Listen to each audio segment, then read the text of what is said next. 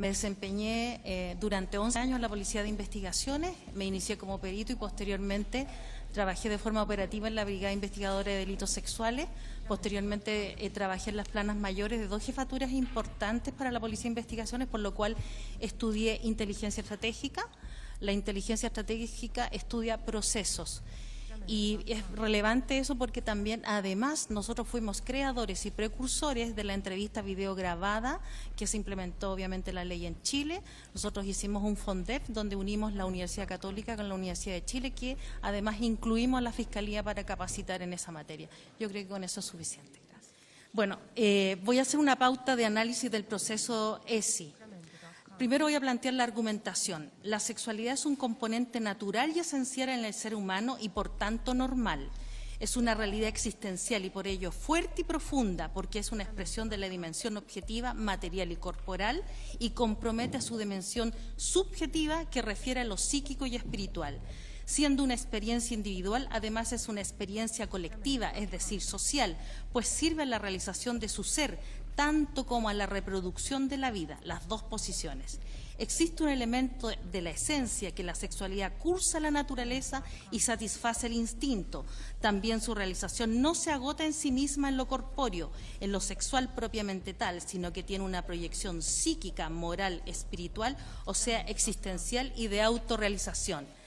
Tiene que ver con toda experiencia humana, está necesariamente mediada por la creencia.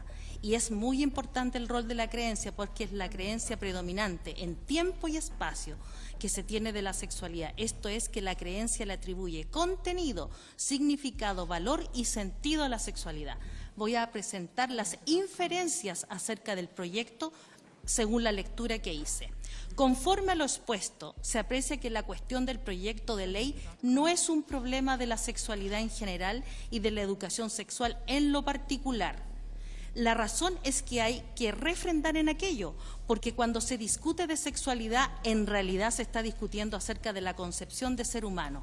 La sexualidad no está escindida del concepto de ser humano. Las razones para tomar una posición respecto del ser humano y su sexualidad tienen que ver con la creencia, porque por lo tanto, como concibo al ser humano, concibo la sexualidad.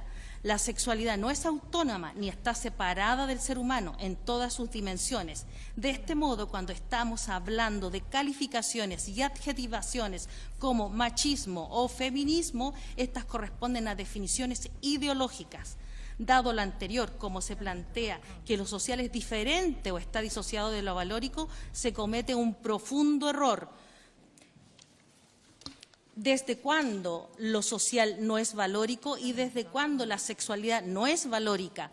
En consecuencia, lo que se está en disputa es lo valórico porque deriva de las distintas concepciones que tiene el ser humano, porque tiene un sustrato de creencias que siempre es ideológico. Lo que se está discutiendo en el proyecto es netamente ideológico, seamos sinceros. Lo que está discutiendo es precisamente lo ideológico, de ahí la relevancia y la trascendencia de la creencia. Todo ello porque se requiere cambiar la concepción de ser humano, se cambia la concepción de la sexualidad humana y esto tiene que ver con el concepto de ser humano. Esto es una lucha ideológica pura. Consideraciones, representaciones u objeciones al proyecto. No se trata de oponerse a la educación sexual, sino que los términos y sentidos de la sexualidad que se pretende implementar, dado que los infantes debe existir un enfoque proteccional debido impropio a la sexualización. Es decir, nosotros debemos tener un enfoque proteccional frente a los infantes. Lo indebido e impropio es la hipersexualización. Reconociendo la validez de la educación sexual, cabe advertir que cuando se introduce la idea de autonomía progresiva de la sexualidad en la infancia, existe un riesgo de que se transite de una escalada hacia la soberanía sexual infantil, que significa que no hay ninguna autoridad anterior ni superior, independiente de la edad que se tenga. No habrá nadie que le diga lo que puede o lo que no puede hacer. En este contexto, lo que lo que hay es un proceso de empoderamiento gradual y progresivo que desencadena un proceso de emancipación política en la infancia. Así, el empoderamiento sexual es el camino a la emancipación sexual infantil y eso es un riesgo.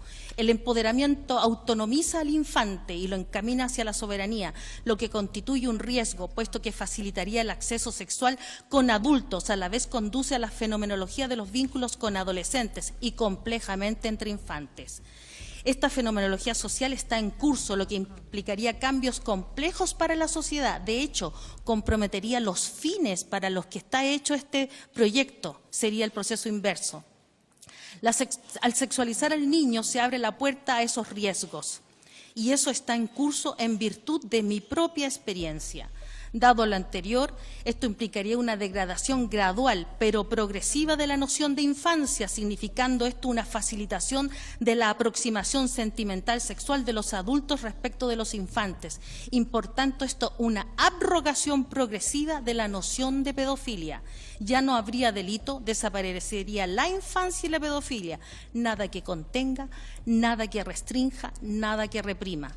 El proyecto plantea un empoderamiento sexual infantil en la infancia respecto a la sexualidad y con valores. ¿Cómo era? ¿Es con valores o sin valores? Eso se trata de un tránsito de cambios de valores, de una visión a otra visión. El planteamiento de los objetivos del proyecto son razonables, no es el problema la razonabilidad, es la intención y el sentido.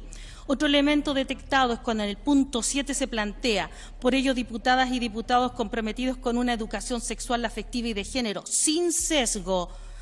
Hagámoslo presente, seamos sinceros. Siempre hay sesgo, no se puede plantear que no exista sesgo. Conclusiones. El problema no es la educación sexual. El problema es el sentido de esta discusión, por eso es que estamos discutiendo acá, porque no se han aclarado los sentidos, no se ha dicho cuál es el sentido de esa educación que se le quiere dar y sobre todo porque se está mintiendo, se está ocultando. Efectivamente, sí existe un sesgo. Falsear es ocultar la verdad, mentir es decir lo contrario de lo que se cree y lo que se sabe y se pudiera inferir. Una intención distinta podría tener este proyecto. Las perspectivas ideológicas es lo que se está discutiendo y no la educación sexual en sí. Por eso esto pone en peligro la educación sexual, el peligro de los objetivos y el peligro de la necesidad de educar. Seamos sinceros, nuevamente repito.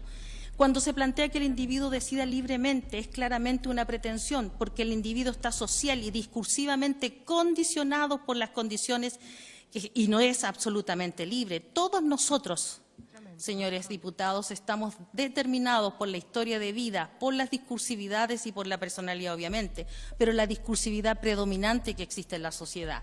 Además, con mayor razón, un infante no está preparado para hacerlo, no tiene que ver con la madurez real, porque los niños no están aptos y maduros para diferentes tipos de comportamiento. Un niño no puede comer, por ejemplo, a los meses porotos granados, es un ejemplo, porque tiene que estar preparado. De hecho, está en proceso de formación y eso sería provocar un daño psicoemocional grave.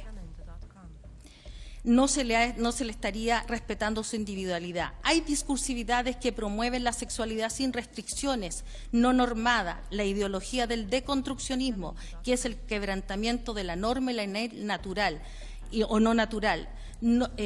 Para transgredir interdictos, las prohibiciones y los tabúes, de construir el sistema categorial de la creencia que establece y funda la norma y ley, hibridar para que nada signifique algo, por eso ni niño ni adulto, es para transformar la creencia, se trastorna, se trastoca para pervertir. Y, por último, lo que se está discutiendo es el sexo como una lucha ideológica. En realidad, lo que se está discutiendo es la definición de ser humano. Por eso, cuando se usa la sexualidad para modificar la concepción del ser humano y la sociedad, se está planteando una discusión netamente ideológica.